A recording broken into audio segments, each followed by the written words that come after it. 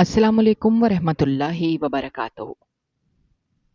मेरे ससुराल में रिवाज था कि हमेशा पहला बेटा ही पैदा हो। जो बहू भी बेटी को जन्म देती, उसका शौहर उसको छोड़ देता या दूसरी शादी कर लेता। मेरी डिलीवरी के दिन नज़दीक आ रहे थे। खौफ की वजह से मेरा बुरा हाल था। मैं जब हॉस्पिटल पहुंची तो मैंने नर्स को अपने सोने के कंगन उतार कर दिए और कहा, अगर मेरी बेटी पैदा हो तो किसी के बेटे से तब्दील कर देना। जब मेरी सास को पता लगा कि बेटा हुआ है तो वो खुशी से झूम उठी। मैं रोती आंखों के साथ घर लौट आई। 6 बरस गुजरे तो मुझ पर क्यामत टूट पड़ी, क्योंकि एक रोज दरवाजे पर दस्तक हुई तो मैंने सोचा शायद नौकरानी आई होगी, लेकिन जब मैं बाहर आई तो ये मंजर बिल्कुल मुख्तलिफ था। मेरी सास दरवाजा खोल चुकी थी और सामने एक औरत खड़ी थी। उस औरत की गोद में एक छोटी सी बच्ची भी थी। उसे देखते ही यूं लगा जैसे मेरे कदमों के नीचे से जमीन सिरक गई हो। मैंने चाहा कि फौरन उसे वहां से भगा दूं, मगर इससे पहले ही मेरी सास ने उस औरत को अंदर आने और बैठने का कह दिया। उस लम्हे मुझे अच्छी तरह समझ आ गई कि मेरी जिंदगी हमेशा के लिए बर्बाद होने वाली है, क्योंकि ये कोई और नहीं बल्कि मेरा नाम फातिमा है। मैं अपने खानदान की बड़ी बेटी थी और सब कहते थे कि मैं बहुत ही ज्यादा खूबसूरत हूँ। मेरी माँ हमेशा कहा करती थी कि मेरी बेटी का रिश्ता किसी अच्छे और इज्जतदार घर में होगा।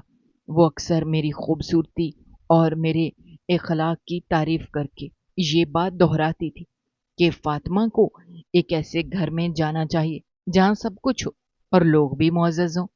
मेरी माँ ने एक घर देख रखा था जो हमारे सामने ही था। ये घर बहुत शानदार था। उनके पास अपनी गाड़ियां थीं। उनका एक 13 मंजिला घर था जो दूर दूर तक मशहूर था। उस घर में एक औरत रहती थी जिसका नाम नजमा बीबी था और उसकी दोस्ती मेरी माँ के साथ पुरानी थी। नजमा बीबी ही इस पूरे घर की असल हाकिम थी और सब उसकी बात मानते थे। गोया वही मेरी आने वाली सास थी। उसके 3 बेटे थे, जिनमें से 2 की शादियां हो चुकी थी और अब वो अपने सबसे छोटे बेटे के लिए रिश्ता ढूंढ रही थी। मेरी माँ बार बार उसे अपने घर बुलाती, बार बार मुझे उनके घर लेकर जाती ताकि किसी तरह बात आगे बढ़े, और वो मुझे बार बार समझाती कि फातिमा, ये घर बहुत अच्छा है, ये लोग बहुत दौलतमंद हैं। अगर तेरा रिश्ता यहाँ हो गया तो तेरी जिंदगी बन जाएगी। मैं भी दिल ही दिल में चाहती थी कि मेरा नसीब इसी घर में जुड़ जाए, क्योंकि मैंने उनके सबसे छोटे बेटे उमर को देखा हुआ था। उमर बड़ा ही खूबसूरत था। वो बहुत मुतासिर कुन शख्सियत रखता था। जब मेरी माँ और नजमा बीबी की बार बार की मुलाकातों के बाद बिलाखिर उन्होंने खुद ही रिश्ते की बात कर दी, तो मैंने अपनी आंखें बंद करके दिल ही दिल में हाँ कर दी। ये सब कुछ इतनी तेजी से हुआ कि मैं खुद हैरान थी। मेरी शादी उसी घर में तय हो गई और फिर बहुत धूमधाम के साथ शादी हो गई। हमारे इलाके भर में चर्चे थे कि नजमा बीबी के लाडले बेटे की शादी है। बड़े एहतमाम से बारात निकली। हर चीज में शान और रूप झलक रहा था। और फिर वो लोग मुझे अपने घर लेकर गए। मेरी सास भी मुझसे बड़े प्यार और इज्जत से पेश आ रही थी, क्योंकि मैं उनके सबसे छोटे और लाडले बेटे की बहू बनकर आई थी। शादी के बाद जब मैं घर में दाखिल हुई तो मेरी बड़ी जेठानी ने आहिस्ता से मेरे करीब आकर कहा, तो गई हो खुशी खुशी, अल्लाह करे तुम्हारी खुशी सलामत रहे। मैंने फौरन पूछा, इसका क्या मतलब है? लेकिन वो मुस्कुराकर टाल गई। कहने लगी, कुछ नहीं, तो बस खुश रहो। फिर मेरी दूसरी जिठानी भी ऐसी ही बात निकल गई। उसने जरा सख्त लहजे में कहा, यह घर बिल्कुल भी अच्छा नहीं है, खास तौर पर बेटियों के लिए तो बिल्कुल भी नहीं। वक्त के साथ तुझे सब कुछ समझ आ जाएगा।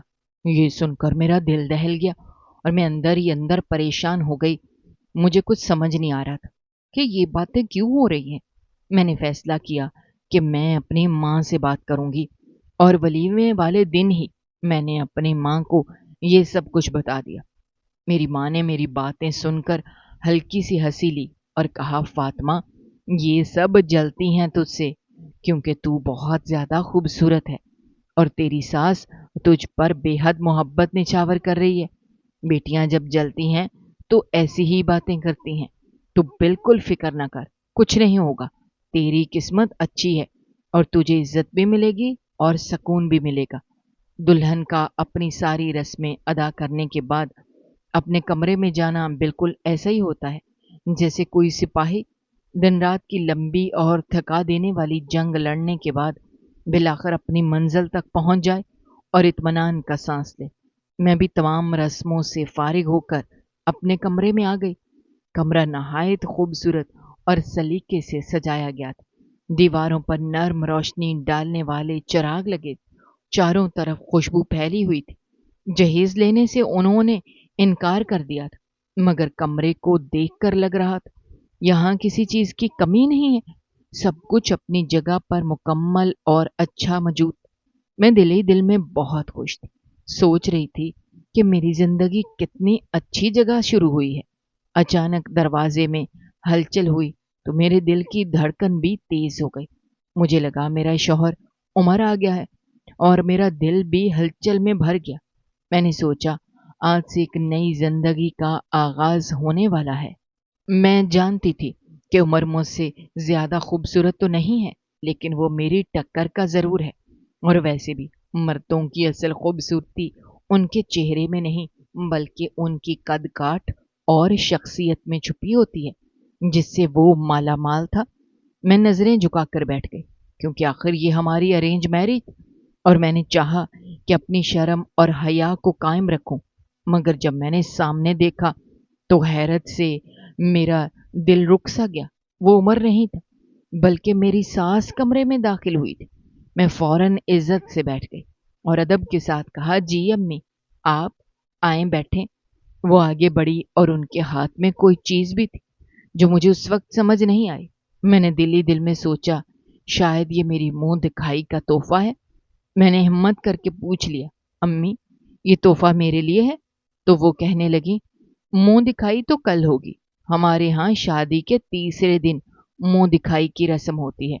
اس دن وہ سب رشتے دار آتے ہیں جو شادی میں شامل نہیں ہو پاتے اور کچھ محلے والے بھی اس موقع پر آ جاتے ہیں۔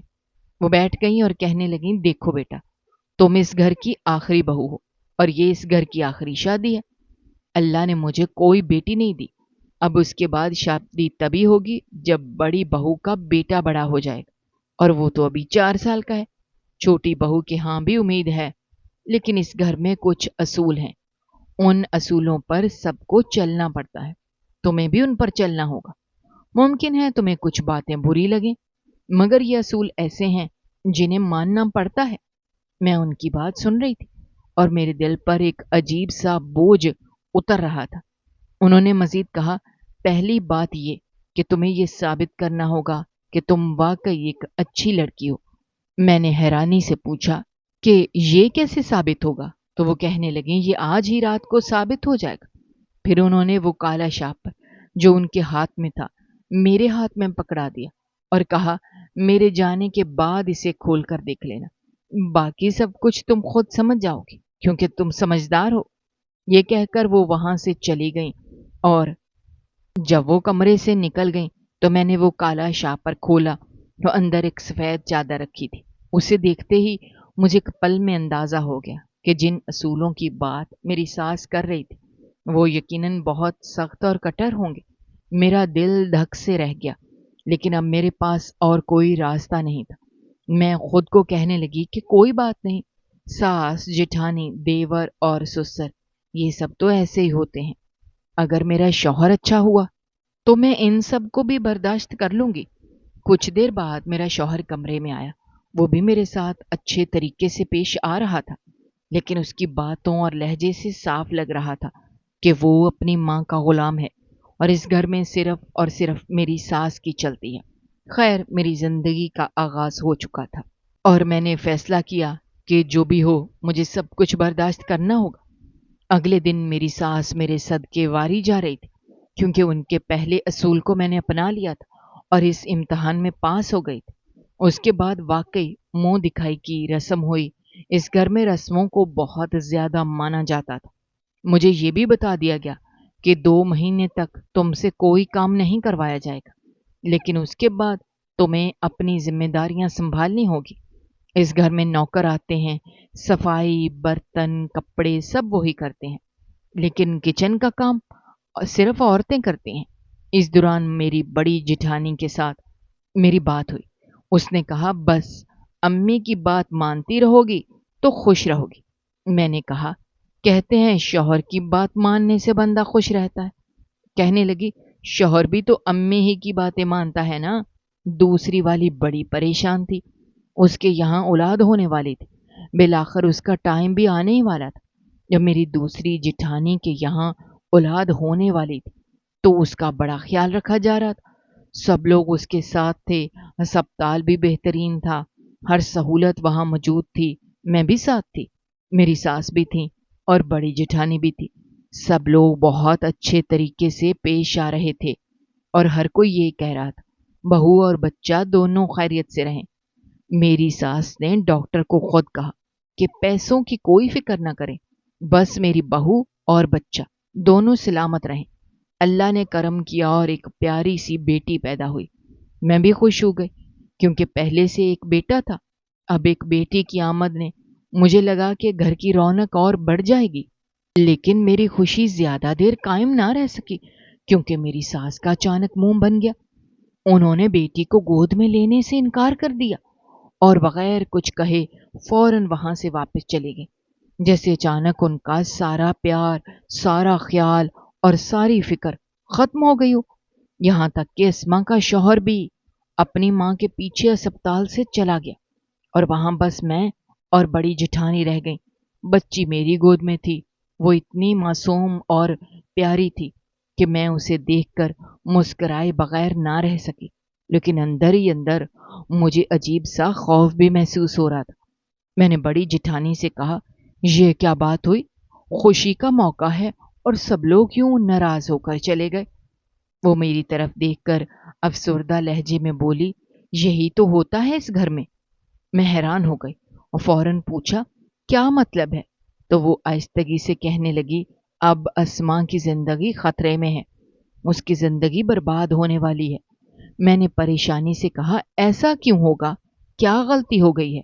تو وہ بولی، اس گھر میں ایک رسم ہے، ایک اصول ہے، بلکہ یوں کہو کہ ایک سخت رواج ہے، اور وہ یہ کہ پہلا بچہ بیٹا ہونا چاہیے، اگر بیٹا نہ ہو تو مسئلہ کھڑا ہو جاتا ہے۔ کہنے لگی، جب بیٹی پیدا ہوتی ہے تو شوہر بیوی کو چھوڑ دیتا ہے یا دوسری شادی کر لیتا ہے۔ میرے ساتھ بھی یہی حال تھا، میری زندگی بھی اسی خوف میں گزری۔ 9 مہینے میں نے کس طرح گزارے یہ صرف میں جانتی ہوں، کیونکہ یہ لوگ الٹرا ساؤنڈ بھی نہیں کروانے دیتے، کہتے ہیں بچے کو نقصان ہوتا ہے۔ میرے ہاتھ پاؤں ڈر سے کانپ رہے تھے، میں ہر وقت اس دباؤ میں تھی کہ کہیں بیٹی پیدا نہ ہو جائے، لیکن اللہ نے کرم کیا اور میرے ہاں بیٹا پیدا ہوا، اس لیے میں بچ گئی۔ مگر اب اسما کی باری تھی اور اس کے نصیب میں بیٹی ہوئی ہے۔ اب یا تو اس کو طلاق ملے گی اور یا اس کے شوہر کی دوسری شادی ہوگی۔ اگر اسما آواز اٹھائے گی تو طلاق ہو جائے گی، اور اگر خاموش رہے گی تو سوتن کو برداشت کرنا پڑے گا۔ میں یہ سب سن کر ششدر رہ گئی۔ میرے دل نے کہا، یہ کس قسم کا اصول ہے؟ یہ کس قسم کی رسم ہے؟ آخر کوئی بیٹی پیدا ہونے پر کیسے سزا دے سکتا ہے؟ میں نے بڑی جٹھانی سے کہا، ایسا تھوڑی ہوتا ہے، یہ تو ظلم ہے۔ وہ خاموشی سے سر جھکا کر بولی، اس گھر میں ایسا ہی ہوتا ہے اور کوئی اس کے خلاف بول نہیں سکتا۔ بڑی جٹھانی نے بتایا کہ اس گھر میں سب کچھ ملتا ہے، لیکن سکون نہیں ملتا، خوشی نہیں ملتی، اسی لیے تو ہم اپنی بہنوں کے رشتے بھی اس گھر میں نہیں کرنا چاہتے تھے، جبکہ ہماری ساس نے رشتہ مانگا تھا، لیکن پھر تم مل گئی ان لوگوں کو۔ اگر شادی کے 2 مہینے تک خوشخبری نہیں سنائی تو ویسے ہی تمہیں بھانج کہہ کر ڈپریشن میں ڈال دیں گے، اور اگر بیٹی پیدا ہو گئی تو پھر یہی سب کچھ ہوگا۔ میں تو بری طرح گھبرا گئی۔ وہ کہنے لگی، میں تمہیں ڈرانا نہیں چاہتی، اس لیے میں تم سے زیادہ بات بھی نہیں کر رہی، تو یہ نہ سمجھنا کہ تمہارے آنے سے مجھے خوشی نہیں ہوئی ہے۔ اسما کو اور اس کی بیٹی کو گھر تو لے آئے، لیکن اس کے بعد وہی معاملہ چلنا شروع ہو گیا کہ اب کیا کرنا ہے، اس نے تو بیٹی پیدا کر دی ہے، آگے بھی اس کی بیٹیاں پیدا ہوں گی، لیکن اسما کا شوہر اس سے محبت کرتا تھا۔ اس نے کہا میں دوسری شادی نہیں کروں گا، لیکن میری ساس کا حکم تھا، کچھ تو کرنا ہوگا۔ وہ ابھی اس معاملے پر سوچ رہا تھا۔ وہ اپنی بیٹی سے بھی بہت محبت کر رہا تھا۔ شاید وہ اچھا انسان تھا، لیکن اس کی نسبت میرا شوہر اتنا اچھا نہیں تھا، کیونکہ جب پہلے مہینے مجھے حمل نہیں ٹھہرا تو اس نے مجھ سے سوال کرنا شروع کر دیا کہ ایسا کیوں ہوا؟ میں نے کہا ابھی تو 1 مہینہ ہوا ہے۔ اس نے کہا نہیں، کہیں کوئی مسئلہ تو نہیں؟ یہ سن کر میں سمجھ گئی کہ میرا شوہر میری ساس سے بھی 2 ہاتھ آگے ہے۔ میں بھی ڈپریشن میں آ گئی، ہر وقت ڈرنے لگی۔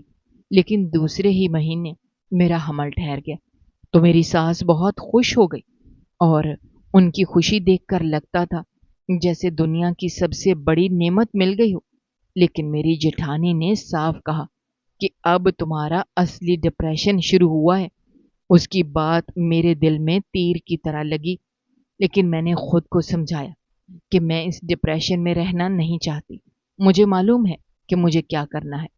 اگر میں عقل نہ لگاؤں گی تو پھر کون لگائے گا؟ گھر میں میری بڑی خدمت شروع ہو گئی۔ میرے لیے الگ سے نوکرانی رکھی گئی جو صرف میرے کام کرتی تھی، میرے ہاتھ پاؤں دباتی تھی، میرے کمرے کو صاف کرتی تھی، میرے کپڑے دھوتی تھی، اور جو بھی میرا دل چاہتا وہی بنا کر میرے سامنے رکھ دیتی تھی۔ میری ساس بھی ہمیشہ میرے ساتھ چیک اپ پر جاتی تھی، لیکن وہ الٹرا ساؤنڈ بالکل بھی نہیں کرواتے۔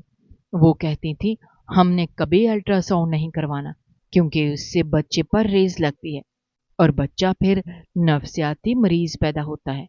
میں بظاہر خاموش رہتی تھی، لیکن اندر ہی اندر میرا خوف بڑھتا جا رہا تھا۔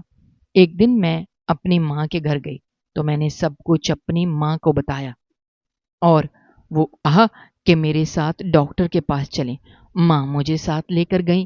ہم نے خفیہ طور پر الٹرا ساؤنڈ کروایا کیونکہ میرا 5واں مہینہ چل رہا تھا۔ ڈاکٹر نے رپورٹ دیکھ کر کہا بیٹی ہونے والی ہے۔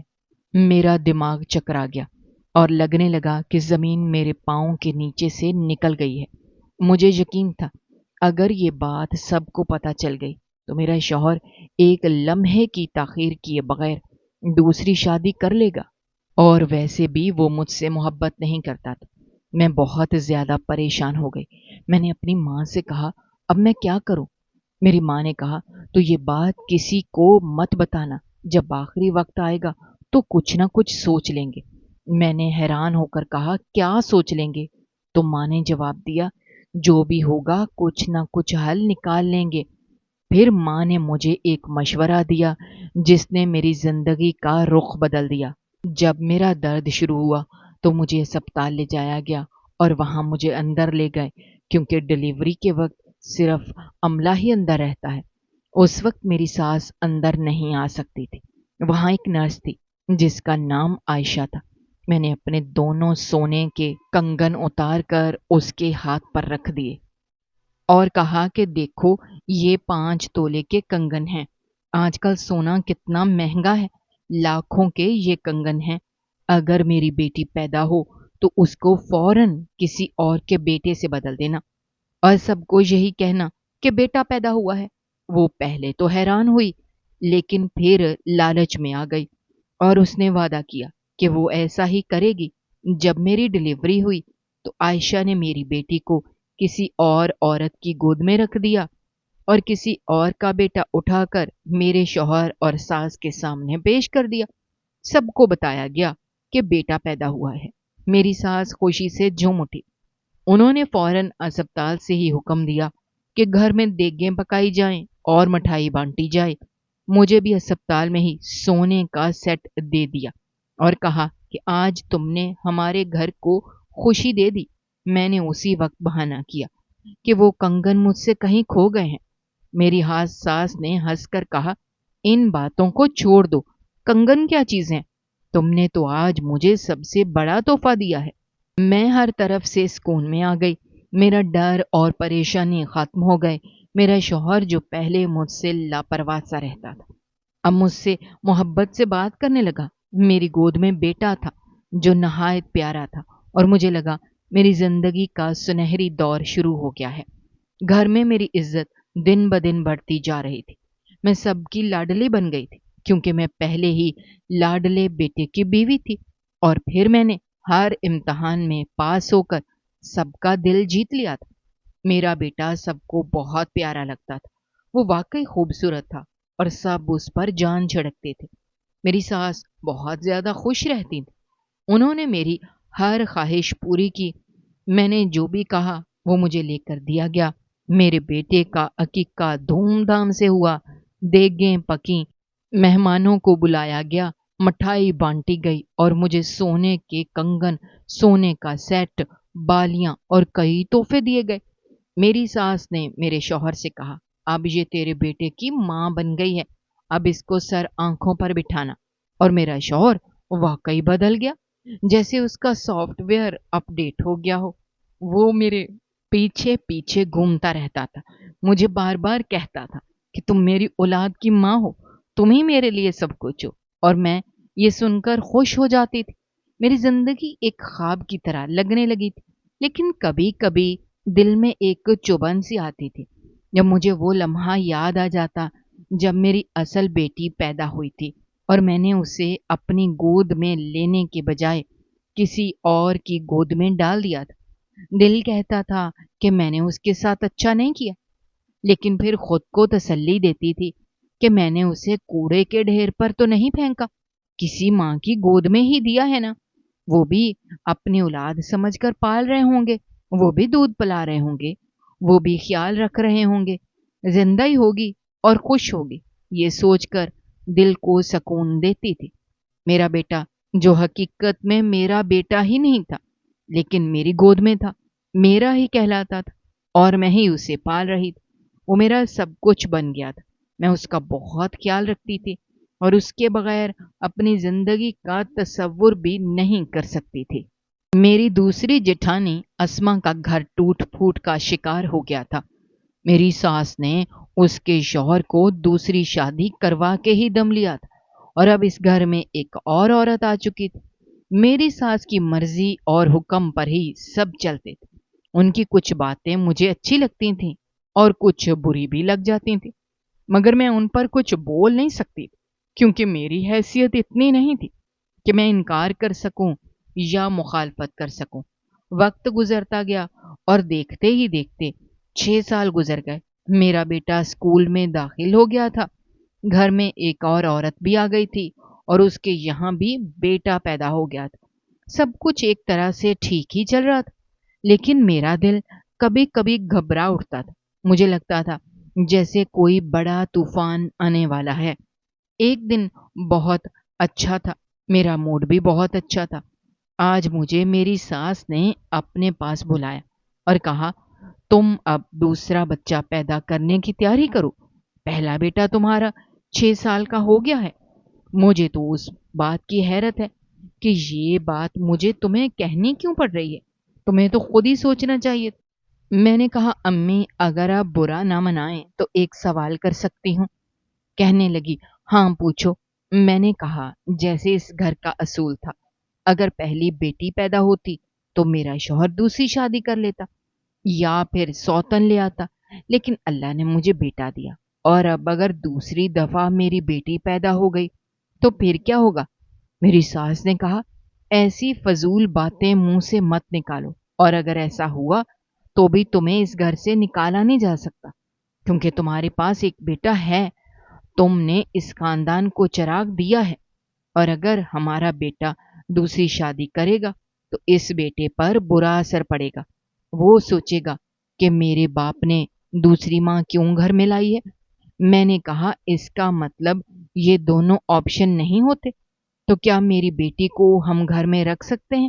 میری ساس نے کہا، نہیں، پھر اس بیٹی کو ہم خاندان میں کسی کو دے دیتے ہیں۔ میں نے پوچھا کہ کسی کو؟ تو کہنے لگی، کسی دور پار کے رشتے دار کو یا کسی نوکر کو، لیکن گھر میں نہیں رکھتے۔ میں نے کہا کہ آپ کو بیٹیاں کیوں نہیں پسند؟ تو کہنے لگی، بیٹیوں میں کیا رکھا ہے، ساری زندگی پڑھاؤ لکھاؤ، کھلاؤ پلاؤ، عزت کی حفاظت کرو، پھر شادی کے وقت اتنا سارا جہیز دو، اور شادی کے بعد بھی یہ ڈر لگا رہتا ہے کہ کہیں کچھ برا نہ ہو جائے، لوگ باتیں نہ بنائیں، میں تو 3 بیٹوں کی ماں ہوں. جب تم بھی 3-4 بیٹوں کی ماں بنو گی تو تمہیں پتا چلے گا کہ بیٹیوں کی ماں بننے اور بیٹوں کی ماں بننے میں کیا فرق ہوتا ہے. میں نے کہا لیکن سائنس تو کہتی ہے کہ بیٹا یا بیٹی پیدا کرنے میں باپ کا ہاتھ ہوتا ہے، تو عورت کو سزا کیوں ملے؟ میری ساس نے مجھے غصے سے دیکھا اور کہا اس گھر میں سائنس کو کوئی نہیں مانتا، اس گھر میں سب میری مانتے ہیں. اگر تمہیں خوش رہنا ہے تو تمہیں بھی میری بات ماننی ہوگی. میں خاموش ہو گئی کیونکہ اگر زیادہ بولتی تو ساس مجھے مزید باتیں سناتی. لیکن اب میرے دل میں ایک نئی پریشانی اٹھی تھی کہ اگر دوسری دفعہ بھی بیٹی پیدا ہوئی تو یہ لوگ اس کو کسی خاندان یا نوکر کے گھر میں دے دیں گے، اور یہ سوچ میرے لیے بہت بڑا دکھ تھا. ایک بار میں نے صدمہ سہ لیا تھا اپنی زندگی اور اپنا گھر بچانے کے لیے، مگر بار بار ایسا نہیں کر سکتی تھی. پر میرے پاس کوئی راستہ نہیں تھا. ساس نے زور ڈالا تھا کہ دوسری اولاد پیدا کرو کیونکہ بڑی جٹھانی کے گھر بھی دوسری اولاد ہو گئی تھی. اس کا پھر سے بیٹا ہوا تھا اور اس لیے وہ بچ گئی تھی. مجھے کئی دنوں سے ایک انجانے نمبر سے بار بار کال آ رہی تھی، لیکن میں نے کبھی کال اٹھانے کی جرت نہیں کی کیونکہ اس گھر میں یہ بھی ایک سخت اصول کی طرح مانا جاتا تھا کہ گھر کی عورتیں کسی غیر مرد سے بات نہیں کریں گی، نہ سامنے آ کر نہ ہی فون پر. اس بات کو تو جیسے گناہ سمجھا جاتا تھا. اس لیے میں نے ہر بار وہ نمبر دیکھ کر انجان بننے میں ہی عافیت جانی. اس دن میرا شوہر بھی گھر پر موجود نہیں تھا. بڑی جٹھانی اپنے میکے گئی ہوئی تھی اور درمیان والی بھی کہیں اور مصروف تھی. میں اپنے بیٹے کے ساتھ سکون سے دوپہر کا کھانا کھا کر آرام کر رہی تھی. زوال کا وقت تھا. ہر طرف ایک عجیب سی خاموشی تھی جب اچانک دروازے پر دستک ہوئی. دستک تو خاصی دیر تک جاری رہی لیکن میں نے کوئی دھیان نہ دیا. سوچا کوئی نوکر یا گھر کا فرد دروازہ کھول دے گا. پھر مجھے نیچے پھر سے سرگوشیوں جیسی آوازیں آئیں. میرا دل گھبرا گیا. آخر یہ کون ہو سکتا ہے جو اتنی دیر تک دستک دینے کے بعد بھی اندر آ گیا ہے؟ میں نیچے اتری تو سامنے کا منظر دیکھ کر میرے قدم جیسے زمین میں دھنس گئے. وہاں ایک عورت کھڑی تھی اور اسے پہچاننے میں مجھے لمحہ بھر لگا، لیکن جب پہچانا تو میرا دل لرز گیا. یہ تو وہی نرس تھی جس کو میں نے 6 سال پہلے اپنے سونے کے کنگن دیے تھے اور کہا تھا کہ بیٹی کو بدل کر بیٹا لا دو. آج وہ اچانک اس گھر میں کیا کر رہی تھی؟ اور سب سے بڑھ کر میرے دل کو دہلا دینے والی بات یہ تھی کہ اس کے ساتھ ایک چھوٹی سی لڑکی بھی کھڑی تھی. میں نے فوراً نظریں بچا کر اپنی ساس کو دیکھا. وہ اس عورت سے بات کرنے کی کوشش کر رہی، مگر اس عورت نے جیسے ہی مجھے دیکھا تو فوراً پہچان گئی اور میرے دل کی دھڑکن تیز ہو گئی. وہ عورت میری طرف دیکھ کر کہنے لگی مجھے آپ سے بہت ضروری بات کرنی ہے. میری سانس چونک کر بولی یہ کون ہے؟ میں نے ایک لمحے میں سنبھلتے ہوئے کہا یہ میری کزن ہے، دور کے رشتہ داروں میں سے ملنے آئی ہے. آپ برا نہ منائیں تو میں اسے اپنے کمرے میں لے جاؤں. میری ساس نے میری بات پر یقین کر لیا اور کہا ہاں لے جاؤ. یہاں بیٹھ کر کیا کرو گی؟ چائے پانی پوچھ لینا. میں نے اس عورت کو جلدی سے اپنے کمرے میں لے لیا. میرا بیٹا پرسکون نیند سو رہا تھا مگر میرا دل ہول رہا تھا جیسے کسی طوفان کا آغاز ہونے والا ہو. میں نے دروازہ بند کیا اور اس عورت کو گھورتے ہوئے کہا تم یہاں کیا کرنے آئی ہو اور یہ لڑکی کون ہے؟ وہ عورت ایک ٹھنڈی سانس بھر کر بولی یہ تو آپ کی بیٹی ہے. میرے ہاتھ پاؤں کانپ گئے. میں نے لڑکی کو غور سے دیکھا اور میرا کلیجہ منہ کو آ گیا کیونکہ وہ بچی معصوم تو تھی لیکن اس کی آنکھیں بالکل سفید تھیں. وہ پیدائشی اندھی تھی. میں نے چیخنے کے انداز میں کہا یہ کیا کہہ رہی ہو تم؟ میں نے کہا تھا کہ اسے کسی خاندان کے حوالے کر دینا یا کسی اور کے جھولے میں ڈال دینا. تم اسے اپنے ساتھ کیوں لے آئی اور اب یہاں کیوں کھڑی ہو؟ اس نے خاموشی توڑتے ہوئے کہا یہ ایک بہت لمبی کہانی ہے اور اب وقت آ گیا ہے کہ آپ کو سب کچھ پتا چل جائے۔ میں نے کہا بتاؤ کیا بات ہے؟ تو وہ بولی جب آپ نے مجھے وہ سونے کے کنگن دیے تو میں حیران رہ گئی تھی۔ واقعی اس وقت سونے کی قیمت بہت زیادہ تھی اور یہ کنگن اصلی تھے۔ میں خوش ہو گئی اور جلدی سے میں نے کسی اور کا بچہ اٹھا کر آپ کی ساس کے حوالے کر دیا۔ وہ لوگ خوشیاں مناتے ہوئے آپ کو لے کر وہاں سے چلے گئے، لیکن جس کے پاس میں نے یہ بچی رکھی تھی اس نے بہت شور مچایا۔ اس نے کہا ہمارا بیٹا تھا، ہم نے الٹرا ساؤنڈ کروایا تھا اور یہ بچی ہماری نہیں ہے۔ وہ اپنے گھر میں بہت وبیلا مچانے لگی۔ انہوں نے الزام لگائے اور بہت تماشا کیا، مگر اللہ کا شکر ہے کہ میرے خلاف کوئی ٹھوس ثبوت نہ تھا، اس لیے وہ لوگ اس بچی کو وہاں چھوڑ کر چلے گئے۔ میں نے سوچا کہ یہ مسئلہ ختم ہو گیا تو میں نے اس معذور بچی کو ایک رشتہ دار کی گود میں دے دیا۔ میری ایک بہن تھی جس کی اولاد اس دنیا سے چل کر چلی گئی تھی۔ وہ بیماری کی وجہ سے دوبارہ ماں نہیں بن سکتی تھی۔ میں نے سوچا اگر میں یہ بچی واپس کر دوں تو تم مجھ سے کنگن واپس مانگ لو گی، اور میں انہیں واپس نہیں کرنا چاہتی تھی، اس لیے میں نے یہ بچی جا کر اپنی بہن کی گود میں رکھ دی۔ ابھی 2 مہینے پہلے میری بہن بھی اس دنیا سے چلی گئی کیونکہ وہ بیمار تھی اور اب میں اس کی دیکھ بھال نہیں کر سکتی۔ یہ بچی معذور تھی اور اپنی کوئی مدد خود سے نہ کر سکتی تھی۔ اسے پالنا بہت مشکل تھا۔ میں بڑی مشقت سے اس معذور بچی کو آپ کے گھر تک لائی ہوں، آپ اسے واپس لے لیں۔ میں نے سخت غصے میں کہا تم کیا کہہ رہی ہو؟ تم میرا اتنا پرانا راز توڑنا چاہتی ہو؟ میرا گھر برباد کر دو گی؟ میں اسے کیسے واپس رکھ سکتی ہوں؟ وہ کہنے لگی پھر میں خود اسے نہیں رکھ سکتی کیونکہ میری 2 ماہ بعد شادی ہے۔ میں نے کسی کو پسند کیا ہے، وہ اسپتال میں کام کرتا ہے۔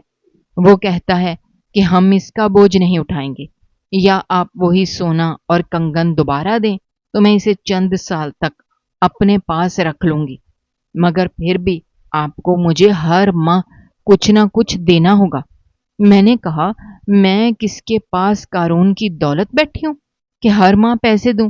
وہ بڑی چلاکی سے بولی میں 15 لاکھ روپے مانگتی ہوں تو میں اسے 2 سال تک اپنے پاس رکھ لوں گی، پھر آپ کو پھر سے پیسے دینے ہوں گے۔ وہ بڑی ہوشیار تھی اور گھر گاڑی دیکھ کر اس نے قیمت بڑھا دی۔ میں پریشان ہو گئی تھی، سمجھ نہیں آ رہا تھا کہ کیا کروں۔ وہ مجھے بلیک میل کرنے لگی، اگر آپ نے میری بات نہ مانی تو میں آپ کی ساس کو سب کچھ بتا دوں گی۔ مجھے بہت غصہ آیا، مگر اس سے پہلے کہ وہ میری ساس کے پاس گئی تھی، میری ساس دروازے پر کھڑی تھی، شاید وہ سارا واقعہ سن چکی تھی۔ میرے پیروں تلے سے زمین نکل گئی تھی۔ مجھے ایسا لگا کہ دنیا میرے سر پر ٹوٹ پڑے گی۔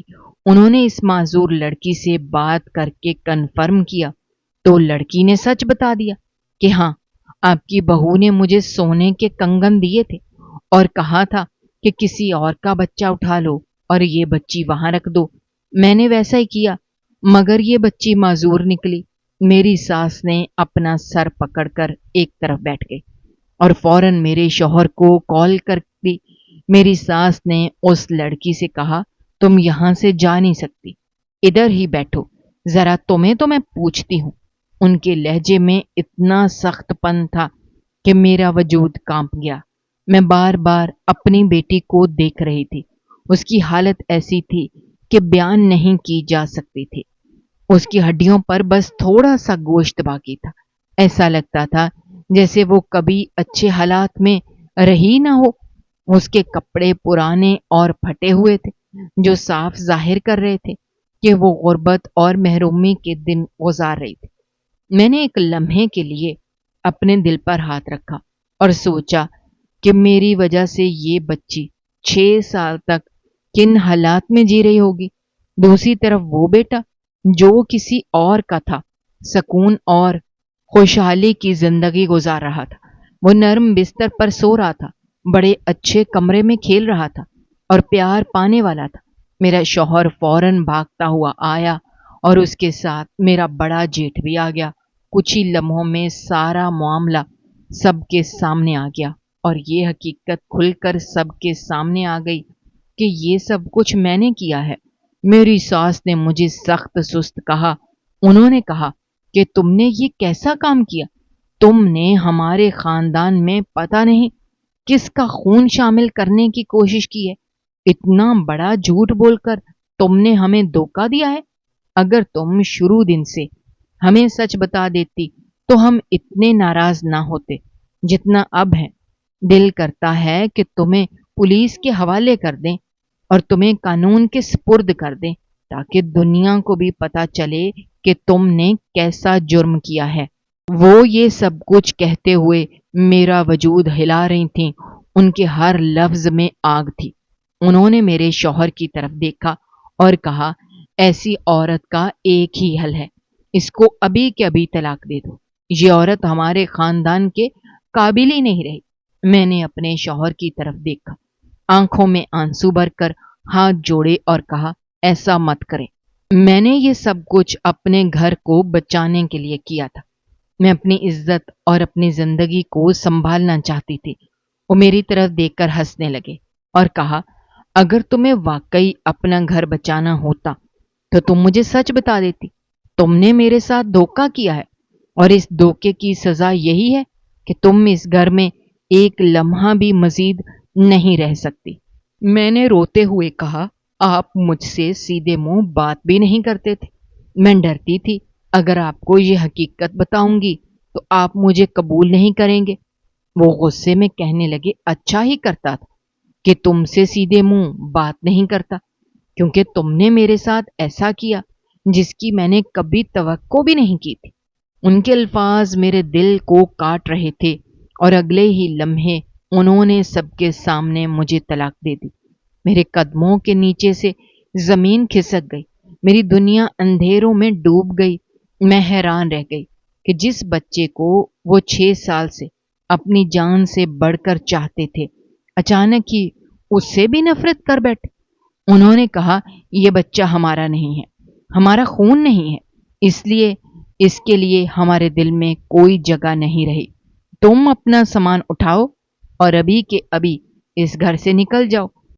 میں نے معافی مانگی، میں روتی رہی، ہاتھ جوڑے منتیں کرتی رہی، لیکن کسی نے میری ایک نہ سنی۔ میں نے اپنا سامان پیک کیا۔ میرا بیٹا بار بار میرے پاس آ کر پوچھ رہا تھا، ہم کہاں جا رہے ہیں؟ بابا کو چھوڑ کر کیوں جا رہے ہیں؟ دادی کے ساتھ کیوں نہیں رہ رہے؟ میرے دل ٹکڑے ٹکڑے ہو رہا تھا، لیکن میں نے غصے سے اسے ڈانٹا اور کہا، کوئی دادی نہیں ہے وہ تمہاری، اور نہ ہی تمہارا باپ ہے، بس میرے ساتھ چلو۔ وہ خاموش ہو گیا اور رونے لگا۔ میرا دل چاہ رہا تھا کہ اسے گلے لگا کر تسلی دوں، مگر حالات ایسے تھے کہ میرے پاس ہمت ہی نہیں تھی۔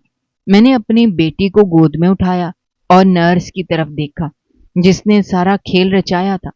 میں نے غصے سے کہا، میری بیٹی کو یہیں چھوڑ دو اور خود یہاں سے نکل جاؤ۔ میرے پاس تمہیں دینے کے لیے ایک پھوٹی کوڑی بھی نہیں ہے۔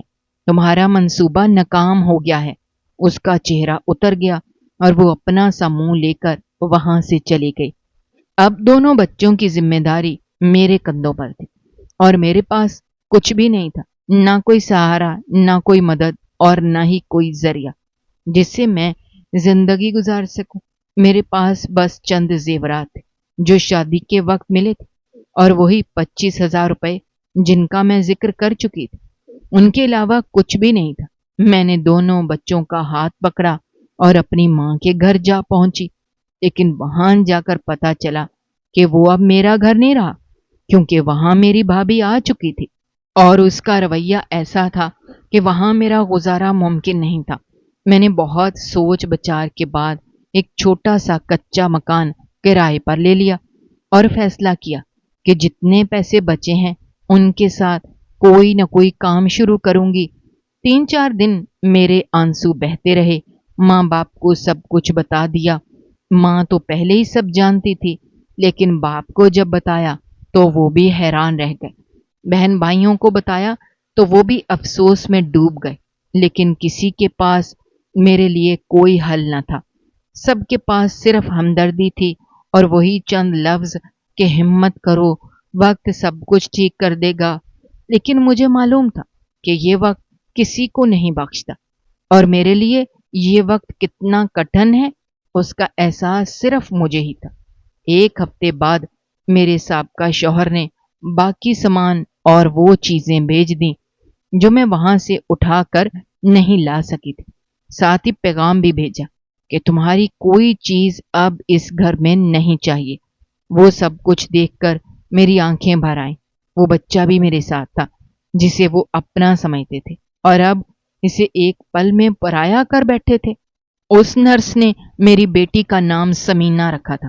میں نے اسے گلے لگایا اور رونے لگی۔ وہ بھی 6 سال کی تھی اور زیادہ باتیں سمجھ نہیں سکتی تھی۔ میں نے اسے بس یہ بتایا کہ میں تمہاری ماں ہوں۔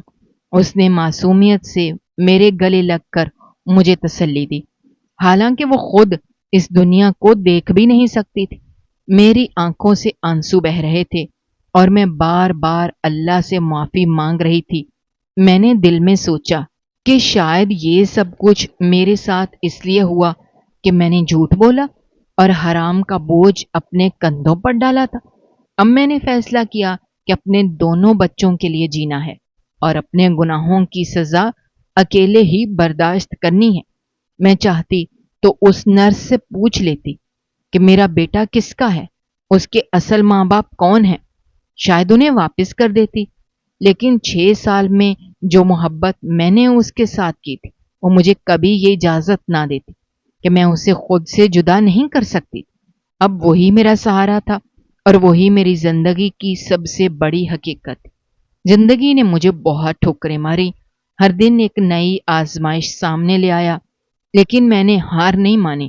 دن رات محنت کی، بچوں کی پرورش کے لیے جدوجہد کی، گھر کے کونے میں چھوٹی سی دکان کھول لی جس سے بمشکل گزارا ہوتا تھا۔ کبھی بہن بھائی تھوڑی بہت مدد کر دیتے، کبھی ماں باپ ملنے آ جاتے، لیکن میں نے ان سب سے کہہ دیا کہ مجھے کسی کا سہارا نہیں چاہیے۔ جو گناہ میں نے کیا ہے اس کی سزا میں خود برداشت کروں گی۔ میں چاہتی تھی کہ اللہ کے سامنے کم از کم یہ کہہ سکوں کہ میں نے اپنی غلطی کو مان لیا اور اپنے بچوں کے لیے لڑتی رہی۔ میرے لیے یہ سفر آسان نہیں تھا۔ ہر رات میرے آنسو میرے ساتھ سوتے تھے، ہر صبح میرے آنسو مجھے جگاتے تھے، لیکن ان دو معصوموں کے چہرے دیکھ کر میں پھر سے ہمت باندھ لیتی تھی۔ میرا بیٹا جو کسی اور کا تھا مگر میرا دل اسے اپنا مانتا تھا، اور میری بیٹی جو میری اپنی غلطی کا بوجھ تھی لیکن میرے لیے روشنی کا چراغ بھی تھی۔ میں نے فیصلہ کر لیا تھا کہ اب یہی دونوں میری دنیا ہیں اور ان کے لیے میں آخری سانس تک لڑوں گی۔ میں اپنی بیٹی کو ڈاکٹر کے پاس لے گئی۔ ڈاکٹر نے غور سے معائنہ کیا اور ایک لمبی سانس لے کر کہا، تمہاری بچی کا مسئلہ اتنا بڑا نہیں ہے، اگر وقت پر علاج کروایا جاتا تو وہ ٹھیک ہو سکتی تھی۔ یہ سن کر میرا دل جیسے رک سا گیا۔ مجھے وہ لمحے یاد آئے جب میں نے ڈر اور لالچ میں اپنی بیٹی کو کسی اجنبی کے گھر میں رکھ دیا تھا، اور میں نے کبھی سوچا بھی نہ تھا کہ اس کی قیمت کیا نکلے گی۔ ڈاکٹر نے مزید کہا کہ اندھے پن کی نوعیت ایسی ہوتی ہے کہ بعض اوقات بر وقت مداخلت سے بہتری آ جاتی، مگر اگر دیر ہو جائے تو نقصان دائمی ہو جاتا ہے۔ مجھے اپنے کیے پر بے انتہا پشیمانی ہوئی۔ میں نے سوچا کہ اگر میں نے صحیح وقت پر آواز اٹھائی ہوتی، اگر میں نے اپنے حق کے لیے لڑائی کی ہوتی تو شاید آج یہ بچی روشنی دیکھ سکتی، مگر اب ماضی کو بدلنا ممکن نہیں تھا۔ میں نے اپنے آپ کو قصوروار سمجھا اور دل میں ٹھان لیا کہ جو کچھ ہو سکتا ہے وہ میں ضرور کروں گی۔ میں نے ڈاکٹر سے تفصیلاً علاج کے طریقے مانگے، ہر ممکن کوشش کرنے کا وعدہ کیا۔ ڈاکٹر نے کہا کہ علاج کی راہ مشکل ہے مگر ناممکن نہیں، اس کی فزیوتھراپی اور مخصوص ورزشیں درکار ہوں گی، شاید کچھ سرجیکل مداخلت بھی وقت کے ساتھ ممکن ہو سکے گا، شرط یہ ہے کہ مسلسل محنت اور مالی وسائل میسر ہوں۔ مجھے احساس ہو گیا کہ اب وقت دلی تقسیم کرنے کا نہیں ہے۔ میں نے اپنے آرام اور اپنی ذات کو پیچھے رکھا اور بچوں کے لیے हर मुमकिन रास्ता अपनाना शुरू किया। मैंने छोटी सी दुकान के मुनाफे में से कुछ रकम इलाज के लिए मखसूस कर दी। मैंने अपनी माँ, बहन भाई और रिश्तेदारों से मदद मांगी। जो लोग दिल के साथ खड़े हुए, उन्होंने भरपूर ताउन किया। मैंने दिन रात मेहनत की, बच्चों को पढ़ाया और हिम्मत नहीं हारी। बेटे की मासूम मुस्कुराहट और बेटी की बेजुबान हालत मेरी जुस्तजू का महवर थी। मैंने बच्चे को रोजाना वर्जिश कराई। मैंने डॉक्टर की हदायत पर कड़ी मेहनत की और हरी कुछ कीमत की अदायगी के लिए कर्ज भी लिया। महीनों की मेहनत के बाद ऐसी चंद झलकियां आईं जिन्होंने मेरा हौसला बढ़ाया। बेटी ने कुछ आवाजें पहचानी और कुछ रोशनी की झलकी महसूस की। उसने मेरी तरफ हाथ बढ़ाए और मेरे हाथ थामे। ये छोटी कामयाबियां मेरे लिए दुनिया के सब इनामात से बढ़कर थी। मैंने महसूस किया कि जो वक्त मेरे सहारे में गुजरा वो ज़ाया नहीं हुआ, बल्कि एक नया आगाज बन गया। मैंने अहद किया कि अपनी ज़िंदगी अपने बच्चों के नाम कर दूंगी और जब तक वो खुद अपने पैरों पर खड़े ना हों, मैं पीछे नहीं हटूंगी। दोस्तों, आपको हमारी आज की ये कहानी कैसी लगी? कमेंट बॉक्स में अपनी राय का इजहार करना मत भूलिएगा। और अगर आप हमारे चैनल पर नए हैं तो चैनल को सब्सक्राइब करना भी मत भूलिएगा। शुक्रिया। अल्लाह हाफिज।